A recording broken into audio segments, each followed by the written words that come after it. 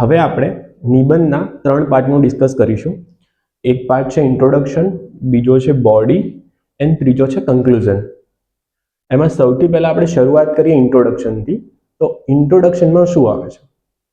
નિબંધના introduction છે ને એમાં 3 પાર્ટ આવે છે અને સ્પેસિફિક 3 પેરામાં આપણે લખવાના છે. પહેલો પાર્ટ છે હુક. હુક એટલે કે રીડરનું અટેન્શન ગ્રેબ કરવા માટે તમે કોઈ સ્ટોરી છે, કોઈ કોડ છે, કોઈ ડેટા છે, એ બધાનો ઉપયોગ કરીશું. ખરેખર યુઝ શું કરવાનું છે હું તમને આ 3 પાર્ટ પતે ને એના પછી કહું. બીજું છે કનેક્શન. તો એ હુક જે આપણે ઉપયોગ કર્યો છે એનું નિબંધના ટોપિક સાથે એક્સપ્લિસિટ કનેક્શન એસ્ટાબ્લિશ કરવાનું છે. એના પછીનો પાર્ટ છે કે તમે આખા નિબંધમાં શું લખવા જઈ રહ્યા છો. તમે નિબંધમાં વાય ડિસ્કસ કરો છો, તમે કોઈ ફાયદા ડિસ્કસ કરો છો, તમે નુકસાન ડિસ્કસ કરો છો. તો એ બસ 3 લાઈનની અંદર 3rd પેરામાં આવશે. આ 3 પેરા ભેગા થશે ને ત્યારે આપણું ઇન્ટ્રોડક્શન બને છે. એકલો હુક ઇન્ટ્રોડક્શન નથી, 3 પેરા ભેગા થાય ને એટલે ઇન્ટ્રોડક્શન છે. હવે વાત કરીએ હુકની. તો હુકની અંદર શું લખવાનું છે? તો જુઓ, સૌથી પહેલું છે ને ડેટા લખવાનું અવોઇડ કરવાનું છે. જીએસના ઇન્ટ્રોડક્શનમાં ડેટા છે ને સારો લાગે, એસએના ઇન્ટ્રોડક્શનમાં ડેટા સારો ન લાગે. બીજું કોટ છે ને એ પણ લખવાનું બને ત્યાં સુધી અવોઇડ કરો. વાય? બીકોઝ જે તમે ટોપિક લખી રહ્યા છો, નિબંધ જે ટોપિક વિશે, એ ઓલરેડી કોટ છે. હવે તમે અગેન બીજો કોટ યુઝ કરો છો એ કોટને જ સપોર્ટ કરવા માટે, એ સારું નહીં લાગતું. ત્રીજું, મેં જેટલા ટોપરના આન્સર જોયા છે યા ટોપર્સની કોપી જોઈ છે, તો એમણે મોસ્ટલી છે ને સ્ટોરી અને પોયમ આ બેથી નિબંધની શરૂઆત કરી છે. એમણે કોટ યુઝ કર્યો છે બટ સ્ટોરીની અંદર કર્યો છે. એ કેવી રીતે થાય નહીં, પણ હું તમને એક મેં જે નિબંધ લખ્યો હતો ને એમાં મેં કઈ સ્ટોરી લખી હતી એ તમને વાંચીને સંભળાવીશ પાછું. કે સ્ટોરીની અંદર કોટ યા કોટ, પોયમ અને સ્ટોરી આ ત્રણેયનું કોમ્બિનેશન કરીને પણ ઇન્ટ્રોડક્શન બનાવી શકાય. કે તમે શરૂઆત પોયમથી કરો છો, એ પોયમને કનેક્ટ કરો છો સ્ટોરીથી અને સ્ટોરીની અંદર કોટ લખો છો. તો આ સૌથી સર્વશ્રેષ્ઠ ઇન્ટ્રોડક્શન કહેવાય ને, આ વાળું હશે. હવે હું તમને કહું કે સ્ટોરી કેવી રીતે લખવાની છે. સૌથી પહેલા તો રિયલ લાઈફ સ્ટોરી હોવી જોઈએ. જો તમે જનરેટ કાલ્પનિક સ્ટોરી બનાવવા જશો ને તો પ્રોબ્લેમ એ થશે કે એક્ઝામના ટાઈમમાં જલ્દી બને નહીં. જો બની જાય છે તો બહુ મચ બેટર છે, બટ નહીં બને. અને બીજું રિયલ લાઈફ સ્ટોરી હશે ને એની ઇમ્પેક્ટ સારી નાખે છે. ત્રીજી વસ્તુ સ્ટોરીમાં ટ્રાય કરવાની છે કે સસ્પેન્સ આવે. ડિરેક્ટલી જમ્પ નહીં કરી જવાનું કે સ્ટોરી શું કહેવા માંગે છે. પહેલા થોડોક સસ્પેન્સ બિલ્ડ કરો એટલે રીડરનું અટેન્શન ગ્રેબ થાય. એ સસ્પેન્સ બિલ્ડ કરવા માટે ચેટ જીપીટીનો યુઝ કરો. અમુક 5 થી 10 સ્ટોરી તો યાદ જ હોવી જોઈએ કે આ સ્ટોરી લખવાની છે. ઓલરેડી સસ્પેન્સ વાળી સ્ટોરી બનાવેલી જ હોવી જોઈએ કે જો મારો એસેનો ટોપિક છે એમાં આ સ્ટોરી સેટ થશે તો હું લખી નાખીશ. અમુક 5 થી 10 પોયમ છે ને યાદ હોવી જોઈએ. રાજેન્દ્ર શાહની પોયમ છે, નરસિંહ મહેતાના પ્રભાતિયા છે, નરસિંહરાવ દિવેટિયાની પોયમ છે. તો આવી કેટલીક પોયમ છે ને યાદ હોવી જોઈએ. અને યાદ હશે ને તો ડિરેક્ટલી તમે કન્ક્લુઝન ને ઇન્ટ્રોડક્શનની અંદર યુઝ કરી શકશો. અને એના પાછું ઇન્ટ્રોડક્શન ને કન્ક્લુઝનમાં યુઝ કરવાનું છે, એ બી યાદ રાખવાનું. અને વચ્ચે યુઝ કરીએ ને એના કરતાં ઇન્ટ્રો અને કન્ક્લુઝનમાં સારું લાગશે. પછી સ્ટોરીમાં છે ને સસ્પેન્સની સાથે તાદ્રશ્યતા હોવી જોઈએ. તાદ્રશ્યતા એટલે કે જે રીડર વાંચે છે ને તેને એવું લાગવું જોઈએ કે એ પરિસ્થિતિમાં છે, એ ખાલી વાંચતો નથી. એને તમારે એ જે તમે લખી રહ્યા છો ને એની અંદર એન્ટર કરવાનું છે. હું તમને બતાવું એક સ્ટોરી. અને ત્રીજું, ટેન્શન બિલ્ડ થવું જોઈએ. ડિરેક્ટલી બસ લખી નહીં દેવાનું, ટેન્શન બિલ્ડ થવું જોઈએ. એટલે તમે જેમ જેમ નીચે જાય છે ને એક સંઘર્ષ ઉત્પન્ન થતો જશે. હવે હું તમને છે ને એક ઇન્ટ્રોડક્શન મેં રેડી કર્યું છે, તો હું તમને વાંચીને સંભળાવું કે જો કેવી રીતે તાદ્રશ્યતા બિલ્ડ થાય છે ને કેવી રીતે ટેન્શન બિલ્ડ થાય છે. અને આ મેઇન છે. તમારે માર્ક્સ લાવવા છે ને તો આ છે. સ્ટોરી બધા લખશે પણ તમે જો તાદ્રશ્યતા બિલ્ડ કરો છો, તમે ટેન્શન બિલ્ડ કરો છો તો ડેફિનેટલી તમારા માર્ક્સ વધારે આવવાના છે. હું તમને એક બતાવું.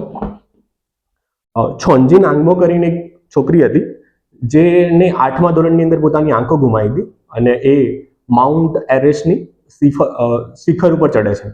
તો એની સ્ટોરી છે, હું વાંચીને સંભળાવું. હિમાચલ પ્રદેશના બર્ફીલા આલિંગનમાં એક અજાણી યાત્રા શરૂ થઈ. આ મેં શેના માટે લખ્યું? એના માટે લખ્યું કે તાદ્રશ્યતા બિલ્ડ થાય. બાળપણમાં 8 વર્ષની વય જગતના રંગો અદ્રશ્ય બન્યા, આંખો સામે અંધકાર છવાઈ ગયો. હવે આ તમે જુઓ, હું ડિરેક્ટલી લખી શકતો હતો કે 8 વર્ષની વય એની આંખો ગુમાવી, બટ અહીંયા મેં શું લખ્યું? બાળપણમાં 8 વર્ષની વય જગતના રંગો અદ્રશ્ય બન્યા, આંખો સામે અંધકાર છવાઈ ગયો, તાદૃશ્યતા બનાવે છે, ટેન્શન બિલ્ડ કરે છે, સમાજે દયા બતાવી, મર્યાદાઓ લાંદી, પરંતુ આ છે ને ઇંગ્લિશમાં બી લખતા હોય તો આ પરંતુ યાદ રાખવાનું, હાઉ એવર, કારણ કે એ છે ને ટેન્શન બિલ્ડ કરે છે. પહેલા આપણે આ સાઈડનું લખવાનું કે આવું આવું સમાજે કર્યું, પરંતુ એને કેવું કર્યું જોવાનું છે. પરંતુ એ યુવતીએ હૃદયમાં મંત્ર ઉચ્ચાર્યો, મર્યાદા એ માનવીય કલ્પના છે. અને હેલન કેલરના શબ્દો દ્રષ્ટિહીન હોવા કરતા દ્રષ્ટિકોણવિહીન વધારે દુઃખદાયક છે. કોટ પણ યુઝ કર્યો અને સ્ટોરી બી યુઝ કરી. બે કોટ ઓલરેડી યુઝ કરી લીધા સ્ટોરીની સાથે, ને સાચા અર્થમાં સાર્થક કર્યા. વર્ષો સુધીના સંઘર્ષો, સાહસો અને તાલીમ પછી એક સવાર આવી જ્યારે તે 1848 મીટરની ઊંચાઈએ વિશ્વના સર્વોચ્ચ શિખર પર ઊભી હતી. તે કશું જોઈ શકી નહીં, પણ બધું અનુભવી શકી. અગેઇન તાદર્શતા બિલ્ડ કરે છે. પછી આ 3 શબ્દો છે ને એને યુઝ કરવાની ટ્રાય કરવાની. ક્યારે પણ લખતા હોય તો 2 શબ્દો લખવાના, 3 શબ્દો લખવાના, જે સંઘર્ષો, સાહસો અને તાલીમ. આ ઇન જનરલ પેરા લખવાની પણ ટ્રેનિંગ છે કે તમે પેરા આવી રીતે લખો તો પેરા સારો લાગશે.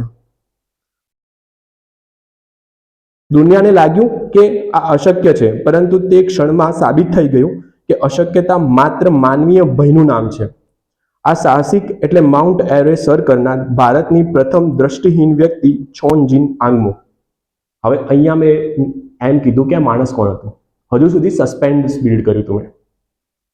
તો તમારા નિબંધની અંદર પણ આવી રીતે સસ્પેન્સ બિલ્ડ કરવાનું છે. હવે પછી કેવું છે કે ટોપિક કોઈ પણ હોય, જેમ કે આ વખતે મેં આ સ્ટોરી છે ને આ વખતના મેન્સની અંદર જે પહેલો નિબંધ લખ્યો ને એની અંદર લખી હતી આ સ્ટોરી, અને પછી સેકન્ડ પેરાની અંદર કનેક્ટ કર્યું કે આના જે કડવા અનુભવ થયા હતા એના ઉપરથી એ જુદા જુદા લેસન્સ ભણીને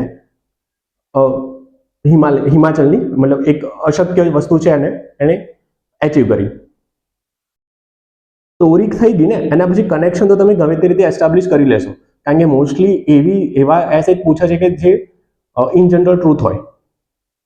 તો આ રીતે કનેક્શન એસ્ટાબ્લિશ કરવાનું છે. આ રીતે કોટ અને સ્ટોરી બંનેને મિક્સ કરીને લખવાના છે. એક બીજી હું તમને સ્ટોરી કહું. એક એસે હતો કે visionary decision are made at the intersection of logic and intuition. આ આઈ થિંક યુપીએસસીનો પીવાયક્યુ છે. તો એની અંદર એક સ્ટોરી છે કે લાઈક જોહાન્સબર્ગનું સ્ટેડિયમ છે, પ્રેક્ષકો સ્તબ્ધ થઈ ગયા છે. મહેન્દ્રસિંહ ધોની એ અનુભવી હરભજન સિંહની જગ્યાએ છેલ્લી ઓવરમાં બોલ જોગિંદર શર્માની હાથમાં આપે છે. જોગિંદર શર્મા એ છેલ્લી ઓવરમાં ભારતને જીતાડે છે પાકિસ્તાન સામે, અને ભારત T20 વર્લ્ડ કપ જીતે છે.